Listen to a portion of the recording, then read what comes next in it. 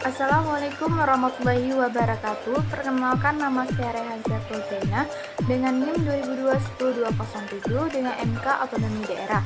Di sini saya ingin menjelaskan sedikit yaitu pemikiran penolak otonomi daerah, yang dimana terlebih dahulu kita ketahui bahwa otonomi daerah adalah kewenangan daerah otonom untuk mengatur dan mengurus kepentingan masyarakat menurut prakasara sendiri berdasarkan aspirasi masyarakat sesuai dengan peraturan perundang-undangan.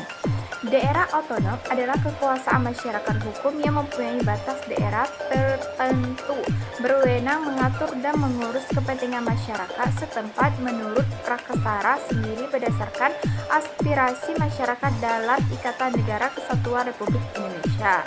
Nah, selanjutnya yaitu otonomi adalah hak untuk mengatur dan mengurus rumah tangga daerah, yang berarti kata kunci dari otonomi daerah adalah kewenangan.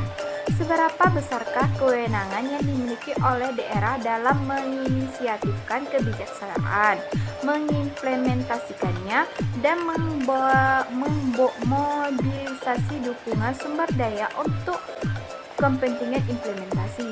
Nah, di sini terdiri dari penyesuaian kewenangan yang terbagi menjadi dua macam.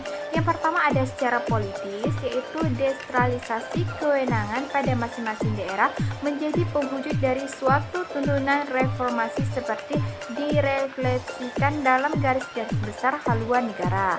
Nah, yang kedua yaitu secara teknik, yaitu masih terdapat sejumlah besar persiapan yang harus dilakukan untuk menjamin penyesuaian kewenangan dalam fungsi-fungsi tersebut secara efektif.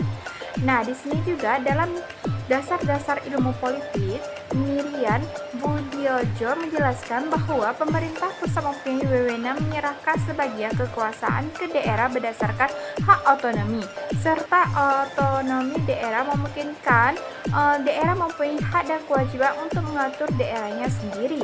Penyerahan sebagian kekuasaan ini karena Indonesia adalah negara kesatuan yang sistem desentralisasinya akan, tetapi dalam melaksanakan otonomi, daerah masih tetap dikontrol oleh pemerintah pusat serta sesuai dengan perundang-undang. Pada tahap terakhir, kekuasaan tertinggi tetap di tangan pemerintahan pusat. Nah, selanjutnya yaitu ada sistem otonomi daerah, yang dimana sistem otonomi daerah memungkinkan daerah mempunyai hak dan kewajiban untuk mengatur daerahnya sendiri. Pelaksanaan desentralisasi di Indonesia yang dimulai sejak tahun 1999 banyak juga menimbulkan pro dan kontra. Hal ini dirasakan wajar mengingat lebih 32 tahun Indonesia menganut sistem desentralisasi yang banyak menguntungkan pihak-pihak tertentu, tetapi juga merugikan pihak lain, terutama masyarakat di daerah. Nah, selanjutnya yaitu ada hal positif dari penolakan otonomi daerah, terbagi menjadi dua macam. Yang pertama yaitu terhindarnya perpecahan antara daerah karena adanya otonomi daerah dapat menimbulkan distragasi. Dan yang kedua ada terhindar dari korupsi yang dilakukan oleh para tertinggi daerah terkait dana otonomi daerah. Nah, di sini juga ada otonomi dalam desentralisasi.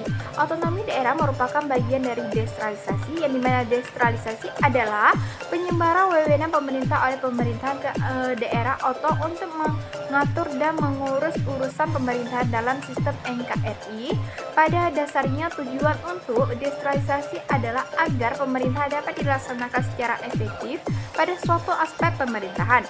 Adalah mustahil untuk membuat kebijaksanaan pemerintah dan pelaksanaan secara efektif tanpa buatan dari unit-unit pemerintahan yang ada di daerah.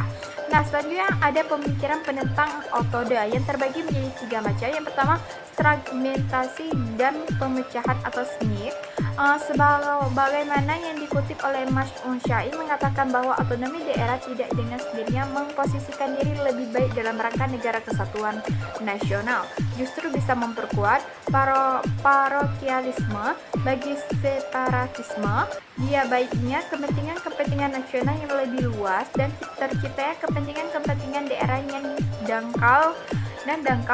Keuntungan Uni Soviet memberontakkan Mora di Filipina dan desitragasi Timur di Indonesia. Nah, yang kedua ada merosotnya kualitas pelayanan pemerintahan, yaitu menyebutkan berdasar dari penelitian di 166 negara menunjukkan bahwa kebatasan kapasitas dan kapasitas pemerintah di daerah akan berpengaruh kepada kualitas pelayanan publik. Timas 2003 menambahkan bahwa semakin banyak level hierarki pemerintah yang lebih rendah akan menyembuhkan korupsi sehingga efektivitas pelayanan publik menjadi rendah. Nah, yang terakhir ada kesenjangan antar daerah, yaitu akan terjadinya distrativitas di antara provinsi antara individu. Hal ini disebabkan karena sumber daya alam dan sumber daya manusia yang tidak merata di masing-masing daerah. Kesenjangan antara daerah ini telah dirasakan Indonesia di masa Orde Baru, tetapi di masa otonomi daerah Undang-Undang Nomor 22 Tahun 1999, kesenjangan tersebut justru semakin bertambah, yang seharusnya dengan adanya otonomi daerah dapat berkompetisi dalam melaksanakan pembangunan dan pelayanan. Sekian video penjelasan singkat saya, semoga bermanfaat bagi teman-teman. Maaf jika ada kekurangan atau kesalahan. Saya Rehan Zaina undur diri. Assalamualaikum warahmatullahi wabarakatuh.